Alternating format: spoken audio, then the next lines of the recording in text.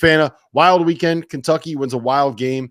This is the one thing I will say, Fana, I'm going to tee you up on this. I feel like there have been a lot of like high profile games that we've had this year. And I think every single one of them have delivered in terms of, okay, this has been good theater. It's been good basketball. It's been fun to watch. It's been entertaining. I feel like we've had a lot of really, really good big games. And you don't always get that in this sport. The health of college basketball is in a very strong place. 100%. That's what you could take from the first 5 weeks of the season. It feels like we've seen about 10 to 12 weeks worth of great games in just the first 5 weeks. That bodes very well. And we haven't even gone to the biggest day of the season thus far, which is this Saturday. This Saturday is a celebration of college basketball, and college football is in our rearview mirror at least for a week. This is Saturday night was as wild of a turn in a game that I can remember covering this sport. Might sound bold, but when you consider the brand who did it, so Kentucky matches their largest halftime come-from-behind win in the 121-year history of Kentucky basketball. Kentucky's been playing basketball for 121 years. Saturday night's comeback doesn't come around every day. In fact, it didn't come around under John Calipari throughout his tenure. Once. Didn't go. What was he, 0-9 when he was down 16 at halftime? Right. I saw that set somewhere. Not a single time. Not a single 0-6. time. So for Mark Pope to not have Lamont Butler and then to watch Kirk Kriisa go down with an injury in the second half, there's a morale thing there. Okay, we're shorthanded. We couldn't win. We got a good excuse for the committee. We got good excuses here. We'll take our L and move on. The adjustments that he made at halftime defensively and how they guarded Gonzaga, and then in the shot creation that they got off those stops was really, really impressive. That second half was a clinic as much as Gonzaga's was a first half clinic. Because Gonzaga in the first half, guys, looked like the best team in the country. They looked like they did against Baylor. They moved the ball. They were rolling. I was getting texts from people around UConn who have them at the Garden on Saturday, and they're like, well, we better beat Texas tomorrow because, man, that looks like an uphill battle. Then the second half, things sort of unraveled for Gonzaga, but Kentucky wins this game. And you know what impresses me the most? We walked into this season saying, who's going to be the alpha for this Kentucky team? Who's going to be the guy to step up?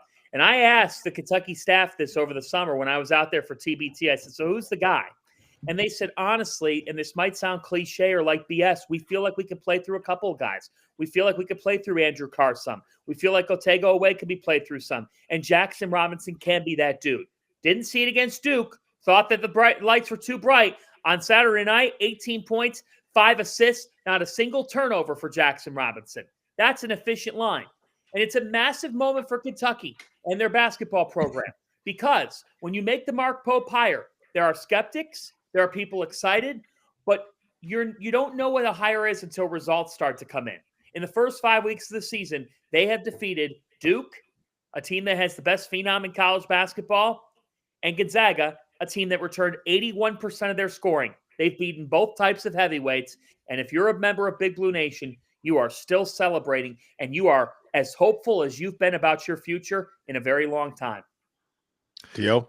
I love every bit of that. And the fact that they held Gonzaga to nothing shooting from three. Like Nolan Hickman, 1 of 7. You got to be able to guard. And at the beginning of the season, I caught some hell. I think I picked Kentucky third, behind second. And I put Alabama, Kentucky, Tennessee. And I was catching hell, but I was like, you know what? They don't have that one guy that's just going to jump out and be him. But they have a bunch of different players that they're going to be able to keep facilitating offense. It's a pick 'em on a given night whenever you play Kentucky. So even though he didn't shoot the ball well, Kobe Bryant's had moments this year where you're like, man, that guy, he doesn't miss. Now, he didn't play well against Gonzaga, but you get what I'm saying. Same goes for some of these other guys. Jackson Robinson, Andrew Carr, I thought was an underrated get because he's so smart. Like, he was just a smart player at Wake Forest. He goes and plays for Pope, different offense. He's been really good. As far as the game goes, like, I'm not all that worried about Gonzaga. I feel like they're going to be just fine. Not worried at all. It's going to be a battle against UConn. I think that's going to be a really fun game to watch. I would actually lean a little bit Gonzaga's way because I feel like they have so many offensive options, but UConn playing a lot better. we're talking about Kentucky right now. Still, I love what you said, John. So many different guys. Otega Oweh is better offensively than I think a lot of people, including myself, gave him credit for. They're a problem. They're going to be good, and they're going to be fun to watch all season long. And it's everything that Calipari wasn't in terms of offense, older guys.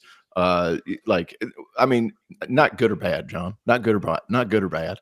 Just elongated offense. They're running a lot of different systems, older players, and they're grinding the clock down to where Cal was like, I have the best players on the floor. I'm going to let them go. So it's very different. It's very exciting. It's new. It's refreshing. Kentucky fans should be happy because Kentucky's really good.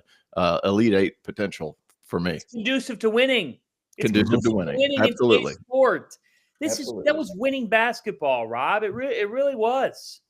Yeah, I think you got to give a lot of credit to Jackson Robinson there. I remember after the Duke game, the one question that I had was, okay, do you have a guy that you can go to at the end of the game? Against Duke, it was Andrew Carr. I'm always a little worried if your go-to guy is a big guy, right? Because you have to have someone that can actually go and get him the ball. I thought Jackson Robinson was really good, especially down the stretch. I don't love that there are so many big possessions that Kentucky has that ends with Otega Oweh taking open spot up threes. That was one of the problems that they had down the stretch against Clemson. But it's a good team. It's a balanced team. They didn't even have their starting point guard Lamont Butler. They're going to be without their backup point guard Kirk Kriisa for at least 3 weeks after surgery on a Jones fracture in his foot. But this is a really, really, really good Kentucky team that has as high of a floor as anybody.